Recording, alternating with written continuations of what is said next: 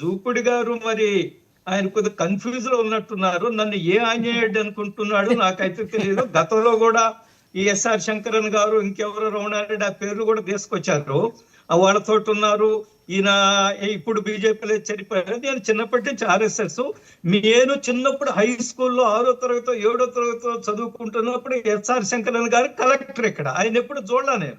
నాకు ఆయనతో ఆయన ఆంజనేయరెడ్డి గారు అంటే ఏదో ఆయన అనుకుంటుంటారులేండి. ఓకే, ఏముందిలేండి. నేను వస్తాను, ఆ క్లారిటీ ఇస్తున్నాను. నాకు వారితో పరిచయం లేదు, వారిని ఎప్పుడు కలవలేదు. నేను చిన్నప్పుడు 6వ తరగతి 7వ తరగతి ఆయన కలెక్టర్ గారు. సార్ ఏంటి నెల్లూరు అంశం ఏంటిదండి? ఎక్కడి నుంచి వెళ్ళింది అసలు? ఎటు రమణారెడ్డి గారు, ఆంజనేయరెడ్డి గారు, చెప్పా పేరు కూడా నాకు ఆంజనేయరెడ్డి గారు నెల్లూరులో అసలు ఏంటి, ఎందుకు ఈ రకంగా వచ్చింది? ఎవరికాలు విమర్శించుకుంటున్నారు, శృతి మించుతున్నారు, గతి తప్పుతున్నారు? అది నేను చెప్తాను. నాకు 2 నిమిషాలు టైం ఇవ్వాలి. నెల్లూరుకి సంబంధించిన ఇష్యూ మీరు రైజ్ చేశారు కాబట్టి నేను చెప్తాను. నెల్లూరులో ఈ మధ్యకాలంలో ఎటువంటి విమర్శలు ఉన్నప్పటికి కూడా అంత దిగజారి విమర్శలు చేసుకున్న సందర్భం లేదు. వేమిరెడ్డి ప్రభాకర్ రెడ్డి గారు, ప్రశాంత్ రెడ్డి గారు వాళ్ళు వైసీపీలో ఉన్నప్పుడు, మన ప్రసన్న కుమార్ రెడ్డి గారు కూడా వైసీపీ ఉన్నప్పుడు వాళ్ళందరూ చాలా బాగుండేది. వేమిరెడ్డి ప్రభాకర్ రెడ్డి గారిని ప్రశాంతమని తీసుకెళ్లి ఆయన నియోజకవర్గంలో వారిని సన్మానించి వారు ఆదిదేవతలు అని చెప్పాడు.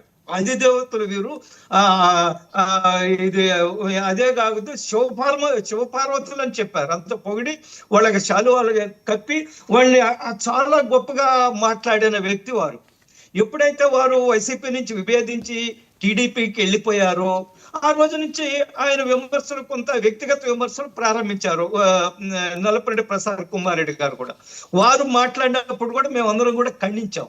నల్లపరెడ్డి ప్రసన్న కుమార్ రెడ్డి గారి తమ్ముడు రాజేంద్రనాథ్ రెడ్డి అని ఆయన ఒక ఆయన, ఒకటి మీరు ఇందాక ప్రారంభంలో ఏం చెప్పారంటే వారికి వదిలవుతుందని చెప్పారు. కాదండి, వారికి చెల్లెలవుతుంది. వారికి చెల్లెలవుతుంది. అంటే వీళ్ళ సిస్టర్ని కూడా అదే ఇంటికి ఇచ్చారు. అదే ఇంటికి ప్రశాంత్ రెడ్డి గారు కూడా వెళ్ళారని నాకు అక్కడ లోకల్ వాళ్ళు ఎవరో చెప్పారు. It's not correct. ఆ ఇంట్లో ఇవ్వలేదు. ప్రసన్న కుమార్ రెడ్డి గారి సిస్టర్ ఆ ఇంట్లో ఇవ్వలేదు. చంద్రమోహన్ రెడ్డి గారి తల్లి ఎవరంటే ఎమ్మెల్యే చంద్రమోహన్ రెడ్డి గారి తల్లి నల్లపరెడ్డి శ్రీనివాసరెడ్డి గారి సిస్టరు, వారికి మేనత్త. నల్లపరెడ్డి ప్రసన్న కుమార్ రెడ్డి గారికి మేనత్త చంద్రమోహన్ రెడ్డి గారి తల్లి. చాలా దగ్గర సంబంధాలు ఉండేవాళ్ళు.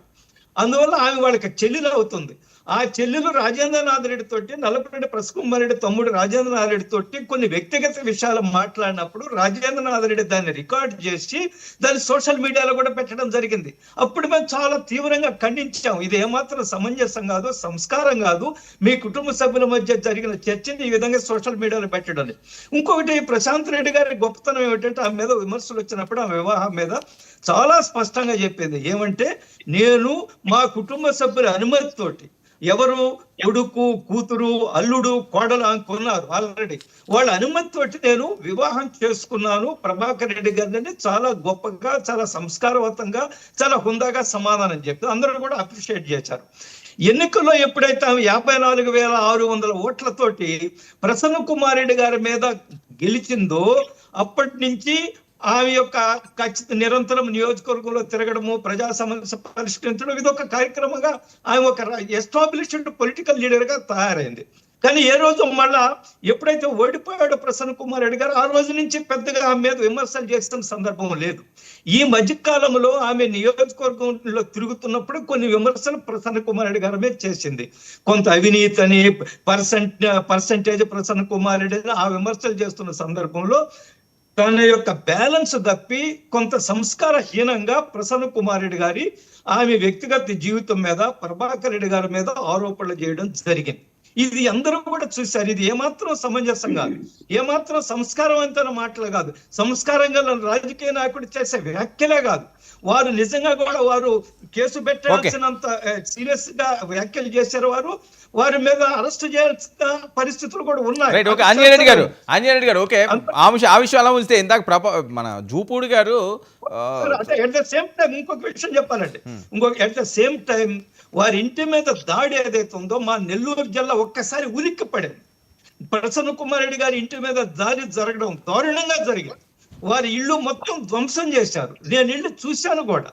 నేను ధ్వంసం చేయడమే కాదు, వారి 85 సంవత్సరాల తల్లిగారు అక్కడ ఉన్నారు, ఆమె ఉన్న బెడ్రూమ్ ను కూడా ధ్వంసం చేయడం జరిగింది. ఇవి చాలా ఖండించవలసిన విషయాలు. దోషులను వెంటనే శిక్షించాలా. మీరు ప్రసన్న కుమార్ రెడ్డి గారు చేసిన వ్యాఖ్యలు ఏ విధంగా అవమానకరమో లేదా అసభ్యమో వారిని అరెస్ట్ చేయాలని మనం డిమాండ్ చేస్తున్నాము. ప్రసన్న కుమార్ రెడ్డి గారి ఇంటి మీద జరిగిన దాడిని కూడా ఖచ్చితంగా దానికి బాధ్యులు ఎవరో దర్యాప్తు జరపాలా, వాళ్ళు అరెస్ట్ చేయాలా. నెల్లూరు జిల్లా రాజకీయాల్లో ఇటువంటి సంఘటన. ఓకే, ఆంజనేయుడు గారు సింపుల్ గా సైడ్ గా చెప్పండి. ఆయన జూపూడి గారు ఒక అంశం ఆయన లేవనెత్తారు, మినిట్ టు మినిట్ ఆందోళన కలిగించే అంశంలో జగన్మోహన్ రెడ్డి గారు డేంజర్లో ఉన్నారు, పాదయాత్ర దగ్గర నుంచి జరుగుతున్నదేట, అది కేంద్ర ప్రభుత్వం దీని మీద దృష్టి సారించాలని వైసీపీ చాలా మంది మాట్లాడుతున్నారు, జూపూడి గారే కానీ కాదు. ఖచ్చితంగా నేనేమంటున్నా అంటే ఖచ్చితంగా అటువంటి పరిస్థితులు ఏదైనా ఉంటే కేంద్ర ప్రభుత్వము, హోంశాఖ ఖచ్చితంగా దృష్టి సారించాలా. గతంలో కూడా చంద్రబాబు నాయుడు గారు ప్రతిపక్ష నాయకుడిగా ఉన్నప్పుడు వారి యొక్క సెక్యూరిటీని అసెస్ చేసి వారికి కమాండర్స్ ను కూడా ఇవ్వడం జరిగింది. కాబట్టి జగన్మోహన్ రెడ్డి గారికి అటువంటి పరిస్థితులు ఉంటే ఖచ్చితంగా కేంద్ర ప్రభుత్వానికి ఆ సమాచారాన్ని ఇస్తే, కేంద్ర ప్రభుత్వాన్ని విశ్వాసంలోకి తీసుకుంటే ఖచ్చితంగా జగన్మోహన్ రెడ్డి గారి ప్రాణాలు కూడా విలువైన ప్రాణాలు, అందులో ఎటువంటి అనుమానం లేదు.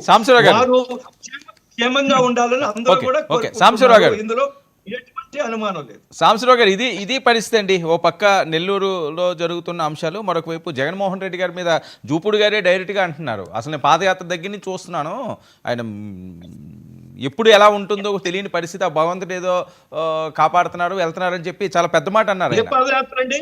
ఏ పాదయాత్ర? ఆయన పాదయాత్ర టైం దాన్ని నేను ఏకీభవించను. ఆయన పాదయాత్రలో చాలా ఓదార్పు యాత్ర అండి. ఆ ఓదార్పు యాత్ర కానివ్వండి, తర్వాత పాదయాత్ర కానివ్వండి, ఎక్కడ కూడా ఎటువంటి డిస్టర్బెన్స్ లేదు. ఆ రోజు ప్రభుత్వం